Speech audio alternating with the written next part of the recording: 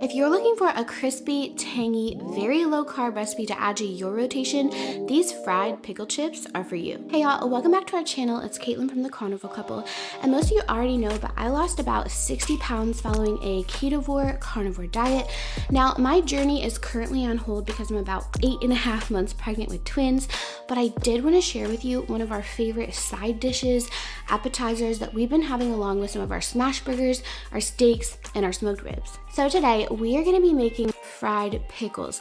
Now, Patrick grew up in the South on some of these not so very healthy foods, you know, like fried chicken and fried green tomatoes, fried okra. That's if you're really Southern. But that's not really part of a low carb diet. So today we're going to put a little spin on these fried pickles to make them fit within our low carb ketovore diet. All right, y'all, so one of my favorite parts about this fried pickle recipe is that it only has 5 ingredients. The first ingredient is, of course, pickles.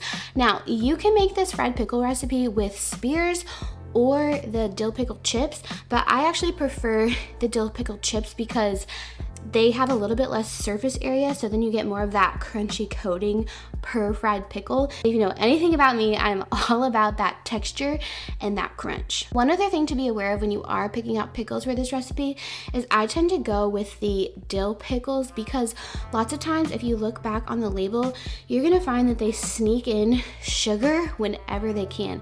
So I try to stay away from any of course, the sweet pickles, but even bread and butter pickles. So you can usually stay clear if you just get the dill pickles, but make sure to read your labels so there's not any hidden sugar in your pickles. So the next ingredient you're gonna need is, of course, pork panko. Now, I choose to make my own pork panko. I just throw a bunch of these into my blender and grind them up really good, and then I store them in an airtight container. A mason jar works perfect for this. Now, when I am making pork panko, I don't just make the half a cup that I'm gonna need for this recipe. I just make a big old batch of pork panko because pork panko is so useful on a low carb or ketovore diet. I find myself grabbing it all the time, and it's really nice to just have it ready to go in the pantry. You know, I'll sprinkle it on top of my jalapeno poppers.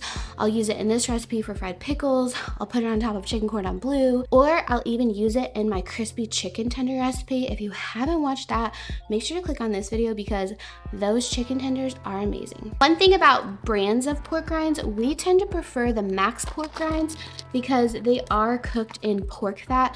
They're not cooked in vegetable oil or any seed oil, so we tend to go with Max, but just use whatever you have. You can even use the flavored versions if you want to, but we just go with the original. Our third ingredient, and remember there's only 5 ingredients in this recipe, is Parmesan cheese. Now, I get mine pre-shredded, but you could shred it yourself if you don't want to have any of that caking ingredient in there because this does have some potato starch, so you can shred your own, but I just use this for convenience. And Parmesan cheese specifically is what's gonna create that nice crispy coating when these fried pickles go into the air fryer. I haven't tried it with any other types of cheeses.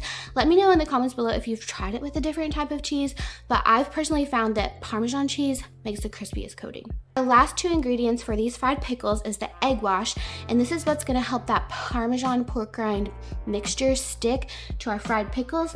Now, usually I do use cream because it is lower carb, but I'm all out of cream, so I'm just gonna use what I got, which is some whole milk. Those are the 5 basic ingredients you need to make this fried pickle recipe. We are gonna add a little bit of spice, and I may even show you a little secret sauce later on, but let's get cooking. So first you wanna drain your pickles. I find this easiest to do over a colander. You just wanna drain as many pickles as you want to make, and then you're gonna pour these out onto some paper towels and press them dry.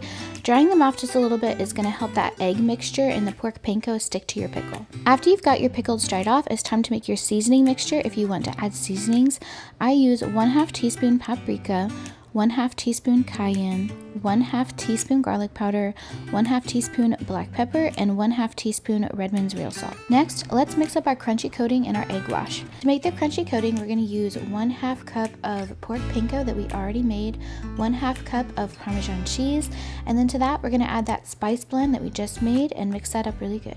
To help that crunchy coating stick to our pickles, we're going to use an egg wash with 1 egg and then about a tablespoon of cream or milk, whatever you have on hand.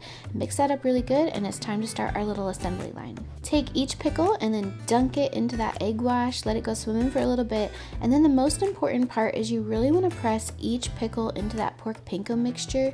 Again, you want to press it into that mixture because that is going to create that thick, crunchy coating on each pickle, and you're just continuing to dip them in the egg wash, put them in the pork panko until you've got all of your pickles coated.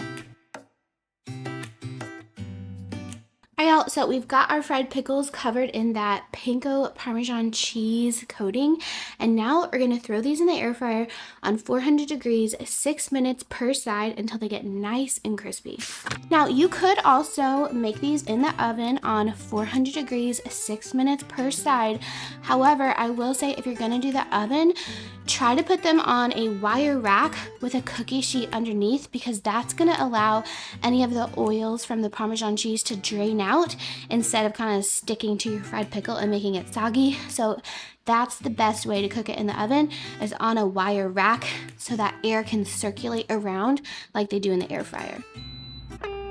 I gotta be honest, I was never an air fryer fan until I got my Tasty air fryer, which is today's video sponsor. We use Tasty almost every single day, whether we're making crispy chicken tenders, crispy chicken wings, meatballs, fried pickles. I never take Tasty off my counter. One of my favorite parts about Tasty is how crispy it gets my food.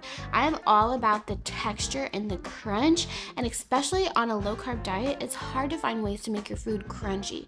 And I've tried to recreate many of these air fryer recipes in the oven, and it just doesn't stand up to the crunch of Tasty. Tasty is also a smart air fryer, and it comes with a dual sensor temperature probe that you can put into your steak or whatever meat you're cooking to make sure it is cooked perfectly every single time. And right now, Tasty is offering $20 off your first air fryer when you use the code CarnivorePat20.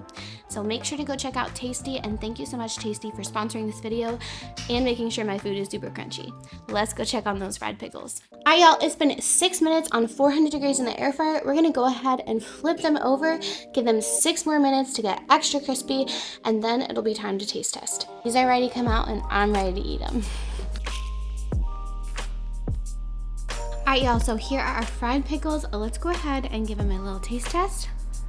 You get the crunch from that crispy Parmesan cheese pork panko mixture, but also that hit of cayenne. So good. Now, these fried pickles are perfectly fine on their own, but I'm a sauce girl, and for some reason, when I think of fried pickles, I think of that spicy, tangy horseradish sauce from Texas Roadhouse or Outback Steakhouse.